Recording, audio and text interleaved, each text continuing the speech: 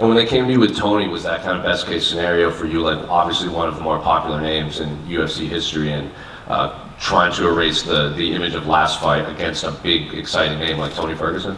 Yeah, of course. As I always say, I'll never say no to a fight till when his name is on the contract, I signed it. The funny thing was, there was a fake card going around, wasn't there, for UFC 296 with like McGregor on and O'Malley, and it was me versus Tony. So I was getting asked by everyone, "You're fighting Tony Ferguson, you're fighting Tony Ferguson." I was like, "Nah, you know what, nah." And then literally 4 weeks later or something, I got a contract through with Tony's name on. But yeah, as I say, it's an honour to be able to fight Tony Ferguson, one of the best lightweights of all time. When I was a kid watching the UFC at like 15, 16, when I just started training, like he was in the UFC then, I was watching him fight then. So it's like that cliche saying, when your heroes become your rivals. But it's one of them, lad. Even I want to see Tony go out on a win, but I can't let him do it at my expense, lad. It's not happening.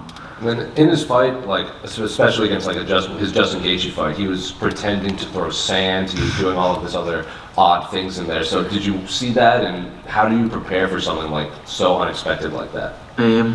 Someone mentioned this before. Actually, I'll have to pretend to be a wizard and get a wand out. You know what I mean? If he starts doing all that. And I watched the interview, and you said you're not expecting like the slow Tony Ferguson that showed up against Bobby Green. So while you're watching this as a fan, are you just noticing like every fight, like Tony's speed and everything is drastically kind of dwindling at this point? I think over the years he's relied on his athleticism and his speed to get him out of certain situations, and obviously when you get to 39 you lose all that.